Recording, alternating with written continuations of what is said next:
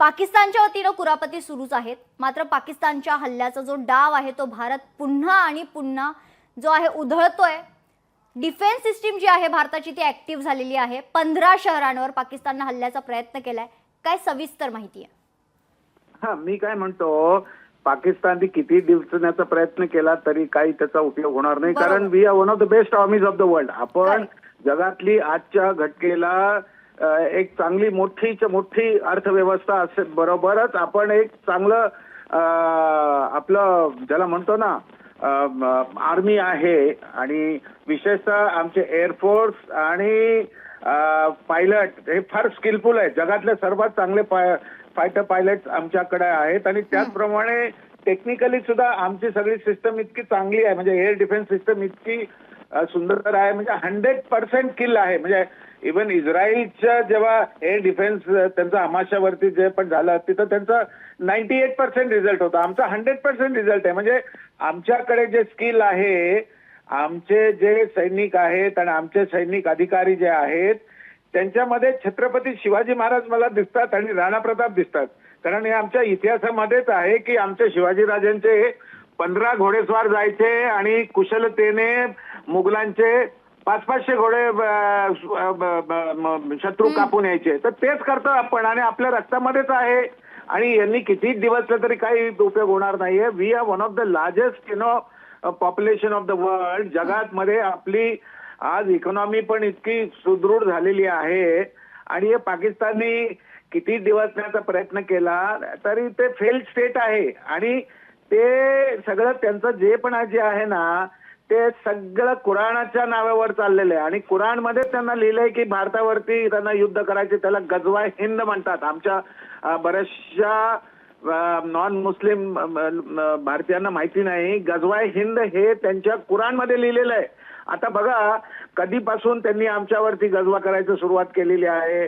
बघा पूर्वी आपण इतिहासात जर गेलो तरी जेव्हा आमच्याकडे तक्षशिला नालंदा होती, नालंदा 6 महिने पुस्तकं जाळली, आणि त्यांनी त्या हरामखोरने ज्यांनी पुस्तकं जाळली त्यांनी आपली सगळे विज्ञान आणि ज्ञानी लोकांना सगळ्यांना जाळलं, आणि त्याला फक्त आणि फक्त एकच विचार ठेवायचा होता जगामध्ये, आणि तो म्हणजे कुराणचा विचार त्याला ठेवायचा होता। आणि तदनंतर ऑफकोर्स 47 मध्ये सुद्धा आपले 25 ते 30 लाख आमचे सो कॉल्ड हिंदूंना मारून ट्रेननी भरभरून त्यांनी पाठवलं। आपण जर पाहिलं तर पाकिस्तान पोकळ धमक्या भारताला देते। आमच्याकडे काय, भारताकडे काय, तर सुदर्शन चक्र S-400 जे आम्ही रशियाकडून घेतले। तुमच्याकडे जी शस्त्र आहे ती तुम्ही चायनाकडून घेतलेली आहे। चायनाचे आयटम, चायनीज माल किती चालतो ते सगळ्यांना माहिती आहे। आम्ही तुमच्या हद्दीत घुसलो, HQ-9 आम्ही उद्ध्वस्त केलंय, तुमची एअर डिफेन्स सिस्टम उद्ध्वस्त केलेली आहे। तर ह्या पोकळ धमक्या तुम्ही नेमक्या कोणाला देतायत? नाही, आता त्यांचे सगळं ते मुल्ला आणि मौलवी तो देश चालवतात, त्यांचा जो चीफ आहे तो स्वतःच मौलवी आहे। अरे आमच्या आज पंतप्रधानांची आणि आमच्या तिन्ही चीफची जी मीटिंग झाली आणि सीडीएसची मीटिंग झाली संध्याकाळी, त्यात त्यांनी आमच्या करेक्ट डिसिजन मिळतात, कारण आमची लिडरशिपच इतकी दूरदृष्टीची आहे, त्यांच्याकडे लिडरशिपच नाही आहे, त्यांनाच माहिती नाही काय चाललंय ते।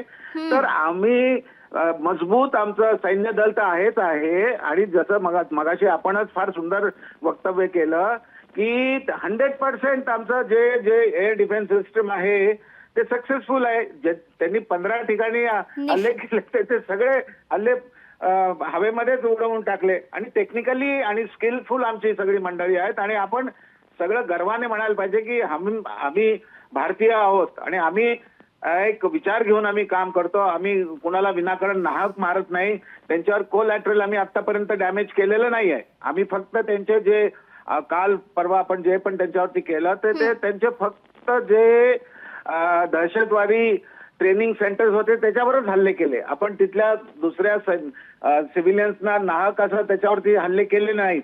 पण आता पाकिस्तानने आम्हाला डिवचलंय, तर ह्याचं उत्तर त्यांना चांगलंच मिळेल, आणि कदाचित पुढच्या 2 दिवसातच पाकिस्तान राहील की नाही जगाच्या नकाशावर असं मला तरी वाटतंय, कारण आमचं सैन्य अजून सुद्धा फक्त भारताच्या वतीनं पाकिस्तानला पूर्णपणे दिलं जाईल।